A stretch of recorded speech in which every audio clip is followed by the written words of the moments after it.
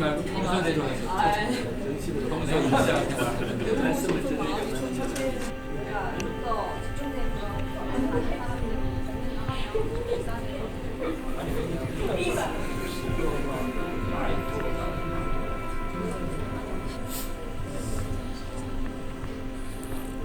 지금 기후 위기가 우리 기성세대가 이제 일으킨 그런 위기잖아요.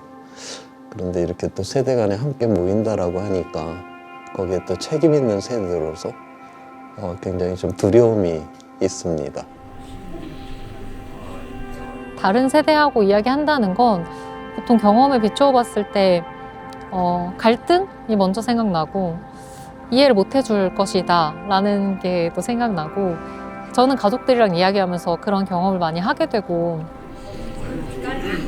기후위기라는 것도 어떤 입장에 져 있는가에 따라서 달리 볼 수밖에 없는 그런 문제라고 생각합니다. 그래서 저는 조금 세대 간의 소통도 당연히 필요하고, 또 농촌과 도시의 소통도 필요하고. 기후위기를 계속 고민하면서 살아간다는 게 진짜 내 앞가림도 하기 힘들지만 어쨌든 공공의 것을 계속 말하기 위해서 노력한다는 뜻일 테잖아요. 뭐랄까, 윗세대가 하는 그런 말이랑은 조금은 온도차가 있는 게 당연하지 않을까? 뭐 그런 생각이 듭니다. 그래도 그 와중에서 서로 다른 이야기를 내놓으면서 그 안에서 또 공통점이 무엇인가 저는 한번 발견하는 재미도 있을 거라 생각이 듭니다.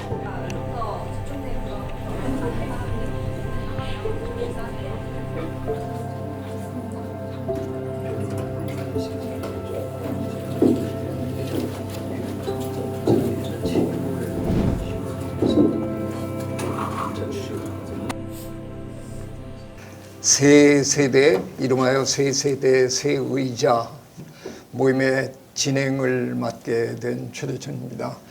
그 새 세대가 마주 앉아서 가장 우리 시대의 제일 심각한 사회 이슈, 기후 불안에 대한 얘기를 좀 한번 나눠보도록 하겠습니다. 그동안 우리가 알고 있었던 거의 모든 환경 문제는 다 국지적으로 벌어지는 일이었다. 그렇죠? 태풍이 불어도 부는 곳만 있고, 지난 봄에 산불은 경북 지역에서만 일어난 일이고요. 환경 오염 사건이 터져도 낙동강에 페놀 사건이 터진 거지 한강에 터진 게 아니고 지역별로 벌어지는 일들이었잖아요.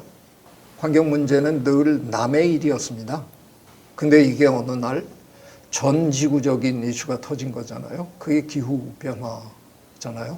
지금 지구에 살고 있는 그 누구도 기후변화의 영향권 밖에 있을 수는 없는 거잖아요. 전 지구적인 모두가 함께 겪는다는 건 그럼 무슨 얘기냐. 해결도 모두가 함께 해야 된다는 뜻인 거죠. 그래서 그런 얘기를 오늘 한번 같이 나누고자 합니다. 우리 문명이라고 하는 게 이 기후에 굉장히 의존적이거든요. 우리가 보통 1만 년 전 이전을 우리가 이제 구석기 시대라고 하고요. 그때는 굉장히 기후 조건이 안 좋았기 때문에 농사가 불가능해서 수렵과 채집으로밖에는 살 수가 없었고요. 10,000년 전부터는 굉장히 놀랍도록 기후가 안정이 됐습니다. 온도가 올라가봤자 0.5도 올라갔고요. 내려가봤자 0.5도 정도 떨어지면 굉장히 안정된 이 기후 조건에서 농업이 가능했고, 이 농업을 통해서 이 구석기 시절보다 똑같은 면적에서 약 100배의 식량을 갖다 생산을 할 수 있는 이런 능력을 갖게 됐고, 결국 그거를 바탕으로 해서 오늘날 이 80억이 넘는 이러한 사람들이 이제 살아갈 수가 있게 되었죠. 자, 그런데 우리가 화석연료를 이제 태웠고 온실가스 농도가 이제 높아지면서 이제 기온이 올라갔고, 작년 기준으로 온도계로 보게 되면 지구 평균 기온이 1.5도 이상 올라갔습니다. 1.5도 올라갔는데, 우리가 보통 이 기후 변화를 이제 이야기를 할 때는 인간이 얼만큼 일으켰느냐 이거를 따져야 되거든요. 그래서 거기서 자연의 변동성을 제거를 하고 보면 작년 기준으로 이미 1.3도를 지금 올려버린 이런 상황에 있고요. 이 1.3도 지구 평균 기온이라고 하는 거, 이거는 어느 정도냐, 우리가 옛날에도 뭐 빙하기, 간빙기 하는 이런 변화들이 있었잖아요. 그때 우리가 자연에서 가장 빠른 변화의 속도가 1000년의 1도 정도인데 지금 우리 사람들은 한 100년의 1도를 상승시켰거든요. 그러니까 각 나라가 지금 기후 정책을 하는 이 수준에서 우리가 그대로 가게 될 경우에는 앞으로 25년 이후, 그러니까 2050년이면은 1.2도는 확실히 돌파를 하게 될 거다라고 그렇게 보고 있습니다. 지금부터는 아마 0.1도, 0.1도 상승될 때마다 과거와는 다르게 굉장히 그 날씨가 극단적으로다가 우리 눈앞에 드러나는, 결국 그렇게 되면서 우리는 회복이 굉장히 어려운 위험 속으로 빠지게 될 것이다라고 그렇게 전망하고 있습니다. 지구는 사실 이런 걸 여러 번 겪었잖아요. 그렇죠. 근데 지금 현존하는 우리 인간은 이런 거를 미처 우리는 예상도 못했는데 어느 날 이제 겪기 시작한 거잖아요. 우리 오늘 특별히 젊은 세대 세 분을 우리가 모신 이유 중에 하나는 젊은 세대들은 요즘 뭐 기후 우울증도 앓는다고 허심탄회하게 한번 문제 제기를 한번 좀 해주시면 저희가 이제 얘기하는 거리를 거기서부터 시작할 수 있을 것 같아요. 제가 친구들하고 이야기를 할 때 우리가 뭔가 굉장히 KTX 같은 엄청나게 빠른 걸 타고 가고 있고 이게 창밖으로는 잘 보이진 않지만 뭔가 무너져 내리고 있다는 게 느껴지는데 사실 이 기차 안은 너무 안락하고 편안한 거예요. 그래서 내가 굳이 여기서 일어나서 저 밖으로 내 몸을 던질 필요가 없다는 느낌도 들고 그냥 좀 불편하면 커튼을 닫으면 그만이고 이런 어떤 안락함 같은 게 되게 일시적인 것 같은데 무언가 다가오고 있다는 느낌, 그게 아마 기후 불안일 것 같습니다. 기후위기라는 것에 이야기를 시작하기 위해서는 지금 우리가 피곤하고 피로하고 이런 말할 수 있는 여유조차, 자기 삶의 안전망조차 없는 게 문제가 아닐까라는 생각을 또 요새는 하고 있는 것 같습니다. 저는 2022년 여름에 있었던 신림동과 상도동 반지하 폭우 참사라고 이야기하는 그 일 이후에 좀 기후 문제에 많이 내가 어떻게 연루되어 있는지를 나의 문제로 받아들였던 것 같아요. 내가 살기 위해서는 어떤 방식으로 내가 타자와 경쟁을 해야 되고 내가 나를 상품으로 만들어서 돋보여서 나를 팔아야 하고 좀 이런 것들을 쌓아가는 것에만 관심이 주로 있었지 세상이 어떻게 굴러가는지를 내가 많이 몰랐구나라는 거를 사회 안전망에 대한 고민과 더불어서 기후위기 문제에 접속을 하면서 또 동료들을 알아가게 되면서 세상을 좀 보게 되는 관점이 바뀌었던 것인데요. 저는 원래 사진 작업으로 먼저 예술 작업을 시작했는데요. 저는 그 미술 작업을 하면서 폐기물 나오는 거를 정말 좀 견딜 수가 없는 성격이었어요. 그래서 이제 사진이나 뭐 액자 뭐 이런 거 없는 물질보다 비물질적인 작업을 하는 게 나한테 맞겠다 싶어서 이제 영상과 음악과 이제 서사 창작을 시작을 했는데 항상 염려해 왔던 그런 기후 위기라든지 환경 문제라든지 그런 것들을 어떻게 담을 수 있을까 고민을 많이 했었어요. 왜냐하면 개인이 실천을 할 수 있는 게 항상 한계가 있고 환경 문제라는 거는 개인의 문제가 도저히 아닌 거예요. 그래서 항상 저는 바위에 계란치기 하는 기분? 바위를 어떻게 하면 소프트하게 만들 수 있을까? 내가 계란이지만 내가 깨지지 않는 어떤 쿠션을 만들 수 있는 방법이 있지 않을까 생각을 해서 언어와 미디어를 통해서 예술 활동을 해야겠다 싶어서 지금 대중문화예술 쪽으로 방향을 완전 비틀었습니다. 네. 제가 이런 질문을 하나 드리면 어떨까 싶습니다. 뭘 해야 될까를 우리가 지금 자꾸 논의해야 될 것 같은 강박관념이 있는데 지금의 이 상태를 보면 뭘 하지 말아야 될까를 얘기해야 될 것 같은 생각이 또 종종 듭니다. 그래서 저는 혹시 그런 얘기부터 우리가 한번 시작해 보면 어떨까 싶어요. 저는 이제 일단 제 나이 세대 정도 이상의 사람들은 해외여행을 안 갔으면 좋겠습니다. 네. 여행을 안 갔으면 좋겠어요. 해외여행을. 비행기 타고 가는 여행.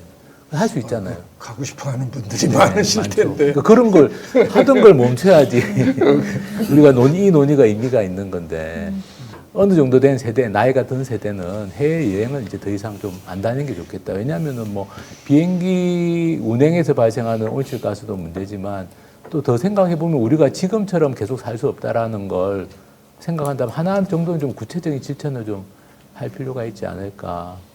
세 분은 좀 억울하시겠어요? 지금 우리가 이런 얘기를 하면 넌 좀 해외여행도 좀 다녀야 되고 청년은 앞으로 예외입니다. 청년은. 네, 뭐 이런 거 있는데 이거는 세대 간의 이야기를 넘어서 모두에게 좀 요청되는 과시적인 해외여행이라던가 좀 그런 부분들은 당연히 저는 좀 지양해야 되는 시대라는 생각을 하고 있어서 맨 처음 화두로 던져주셨던 하지 말아야 한다고 생각하는 거는 뭘지에 대해서는 저는 일단 고기를 다 같이 안 먹었으면 좋겠어요. 어떤 존재를, 생명이 있는 존재를 수단화하는 것에 우리의 감수성 자체가 바뀌어야 되는 시대이기도 함을 좀 공유해야 되지 않을까라는 생각이기도 합니다. 제가 그렇게 평소에 존경하고 모시던 그 환경운동 하시던 제인 고달 박사님이 얼마 전에 세상을 떠나셨거든요. 제가 많이 슬펐는데 고달 박사님도 어느 순간에 당신의 의지로 채식을 선택을 하셨는데 그렇다고 해서 다른 분들까지 당신 절대 고기 먹으면 안 돼요. 그렇게까지는 안 하셨어요. 공장식 사육을 하지 않는 정도 수준에서 인식 변화를 일으키시기 위해서 이렇게 쓰신 거죠. 멈춤에 육식 멈춤을 내가 얘기해야 되는 그렇죠. 자기가 얘기해줘서 감사합니다. 네. 네. 저희 공동체 안에서는 쓰레기 제로 운동, 그러니까 생활 쓰레기를 늘 일주일마다 모아가 쓰레기 성상을 분류를 하고 꼭 이 쓰레기가 나와야 되느냐.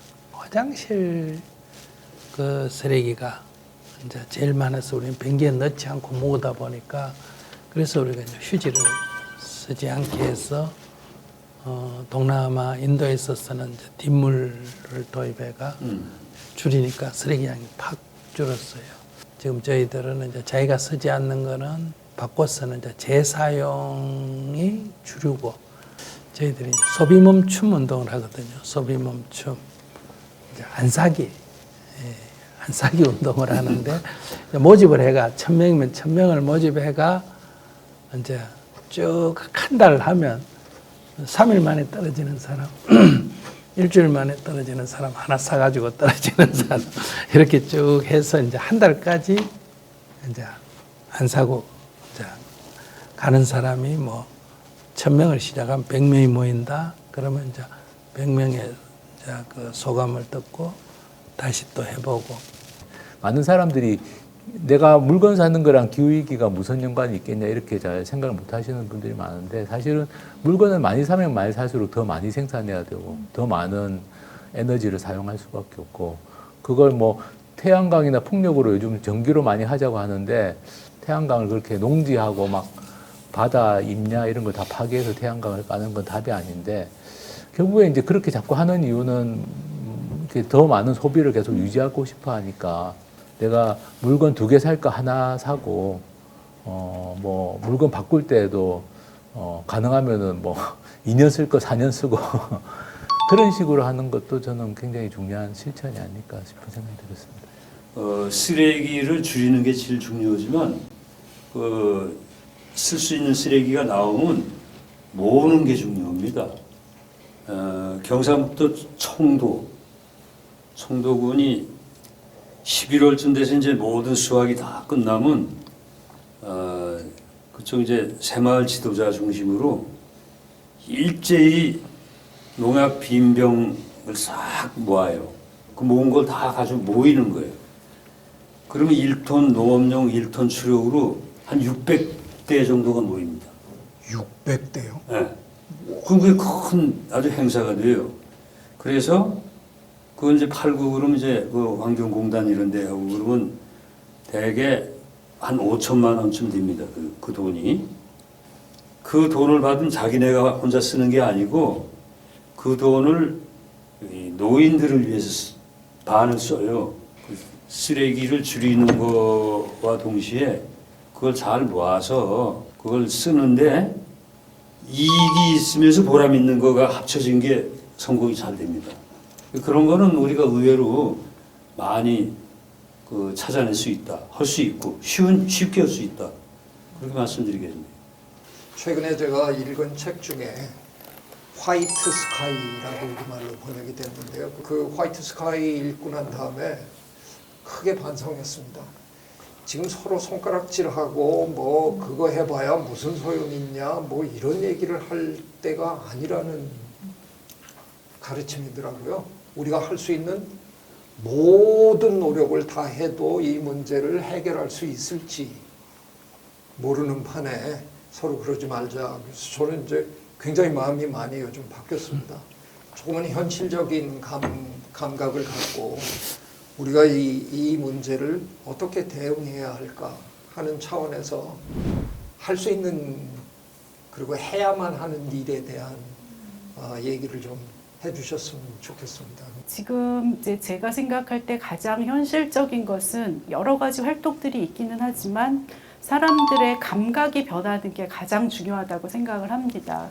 예전 같으면은 모피코트를 누가 입고 있으면 굉장히 멋있게 보였죠. 근데 지금 모피코트 입은 사람을 멋있다고 생각할 사람은 적어도 좀 상식을 가진 사람 중엔 없거든요. 그런 식으로 저희가 생각이 바뀌면은 그 이전에 좋아 보이던 모든 것들이 굉장히 문제시 되고 다른 감각으로 보일 거라고 생각을 합니다. 그래서 많은 사람들이 아까 말씀하신 그 감각의 회복이라는 게 안 되고 있는데 그 감각 중에 중요한 부분이 저는 흙에 대한 감각 또 그게 뭐 흙만이 아니라 물이기도 하고 숲이기도 하고 뭐 그 속에 사는 여러 가지 생명들이기도 한데 그런 감각을 회복하는 게 지금은 되게 중요하지 않을까. 그리고 그 감각을 회복하려면 관심이 필요하고 이렇게 눈에 보이는 게 필요하잖아요. 가령 이제 아마 공장식 축산을 어떻게 하는지를 직접 보면 그게 옛날처럼 고기가 그렇게 맛있게 안 느껴질 수도 있을 거라고 저는 생각해요. 사람이기 때문에. 사실 히트곡들은 다 남녀간의 사랑이잖아요. 근데 이제 왜 우리는 남녀간의 사랑만 다뤄야 하는가를 먼저 이제 저는 시작을 해서 저는 개와 인간의 사랑을 곡을 쓰기도 했고 어떤 지역에 대한 사랑을 노래하기도 했고 왜냐하면은 제가 그런 시도를 한 이유는 수치화된 어떤 기후 위기를 사람들한테 얘기해도 체감이 이제 안 된다고 저는 생각을 해요. 이게 그래 뭐 알겠어 하지만 지금 당장 눈앞에 안 보여. 이게 사실 현실이잖아요. 고도의 산업화와 도시화를 이루기 위해서 배제되어 왔던 그런 개인의 감정들을 주로 다루는 곡을 많이 쓰고 있어요. 근데 저는 그 감정 생태계를 복원하는 작업을 한다고 이제 얘기를 하고 있는데 그게 이제 좀 다뤄져야 우리 서로가 돌봄을 하고 있다는 어떤 공동체적 의식이 형성이 된다고 생각하고 있어요. 우리가 개인이 열심히 줄이려고 애를 쓰고 모든 사람이 그 윤리와 도덕으로 그 에너지를 써갖고 이 세상을 바꾼다? 저는 좀 굉장히 힘들다라고 봐요. 물론 우리가 이거를 인식한 사람들이 우리가 공동체를 위해서 자기의 불편함을 감수한다라고 하는 거 그건 굉장히 중요한 마음이고 우리의 출발은 거기에 있지만 그것만 열심히 한다. 그럼 그냥 착한 사람으로 끝나버리잖아요. 아무리 쓰레기를 줄이고 싶다라고 해도 제일 좋은 방법은 쓰레기 이게 포장이 그냥 적게 나오는 이걸 그냥 제도를 만들어버리면 되는 거고요. 그래서 이런 제도를 만드는 거에 우리가 좀 더 관심을 가져야 된다. 그렇게 보고 있습니다. 근데 문제는 제도가 만들어지려면 사람들의 생각이 바뀌어야 되고 특히 이게 군주사회가 아니고 민주사회에서는 아무리 어떤 지도자가 바꾸고 싶어도 여론이 뒷받침 안 해주면 안 되기 때문에 저는 이건 같이 가야 된다. 지금 제가 부탄에 가서 하는 일은 CO2 제로의 삶을 사는 한 스테이트 그 군에 지금 투자를 해서 절대 빈곤은 퇴치하고 지범삼 집 짓고 그 다음에 집이 나쁜 사람은 수리해주고 그 다음에 이거를 할 때는 반드시 재료는 그 동네에서 나는 재료 기술도 그 동네 기술로 한다. 그리고 반드시 주민이 자기가 한다. 누가 해주는 거는 아니고 재료는 제공해 주되 자기가 한다. 그 재료를 그 동네에서 하거나 기술을 동네 기술로 한다는 거는 지속 가능하다는 얘기가 되거든요. 저는 뭐 기후위기가 안 오면 다행이고 기후위기가 와서 엄청난 이제 세상에 무리를 일으키면 모델을 하나 50년, 100년 뒤를 생각해서 이렇게 사는 사람도 있다 하는 모델을 하나 남겨놔야 되지 않냐. 그래야 어떤 어려움에 처했을 때 대안이 될 수 있지 않느냐. 그래서 아까 말씀하신 할 수 있는 거 뭐든지 해보자. 저는 이런 생각입니다. 저의 경험으로 보면 아주 개인 경험인데 한 지역을 바꾸는데 한 7년 정도 걸립니다. 그것도 많이 바꾸는 게 아니고 조금 이렇게 바꿉니다. 13개 마을은 마을 목표를 꿀벌과 반딧불이가 사는 마을로, 반딧불이 조사는 지금 몇 년째 해서 이제 자신감들을 갖기 시작하고, 그 지표 생물을 이제 뭐로 오느냐가 이제 중요한데 저는 두 가지로 합니다. 뱀하고 반딧불이. 반딧불이는 5년 차에 대부분 나오고, 뱀은 8년 차. 그러니까 아직도 많이 망가졌는데 앞으로 또 더 빠르게 망가지겠지만 아직도 사람이 성의를 가지고 올바르게 관계를 맺고 대접을 하면 자연은 아직도 사람을 버리진 않은 단계다. 우리가 답을 낼 수는 없지만 실험은 많이 해놓을 수 있지 않냐. 이런 것도 해보고 저런 것도 해서 미래 세대가 이런 방식들의 경험을 토대로 해서 자기들에게 맞는 길을 찾도록 그런 측면에서 저는 낙관적인 생각을 갖고 활동을 하고 있습니다. 지난 우리 코로나 때 갑자기 파란 하늘이 보이기 시작했잖아요. 자연의 이 회복력이 우리가 생각하는 것보다 훨씬 강할지도 모릅니다. 근데 제가 평생 이 분야에서 연구하면서 이제 퇴임을 했는데요. 오늘날 깨달음 하나 얻은 게 그동안 우리는 환경이 망가지는 걸 열심히 고발했더라고요. 그건 굉장히 열심히 했는데요.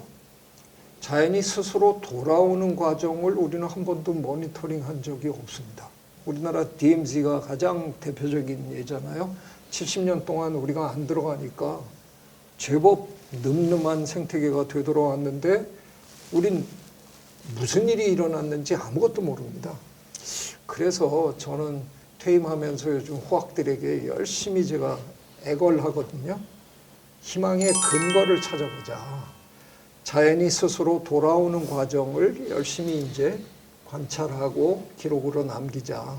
저 젊은 세대에게 그렇게까지 비관적인 건 아닐지도 모릅니다. 조금만 우리가 노력하면 자연이 되돌아와 줄지도 모릅니다. 이런 얘기를 할 수 있지 않을까. 그래서 저는 희망의 근거를 찾는 걸 대안으로 오늘 한번 드립니다.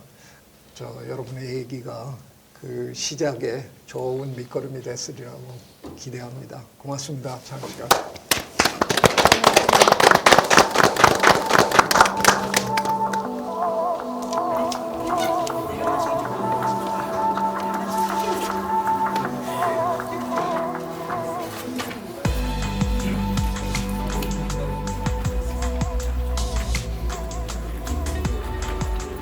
기억에 남는 거는 오늘 반딧불이와 흙의 감각에 대해서 이제 삶의 현장에서 보고 느끼셨을 감각들을 오늘 전해주셔서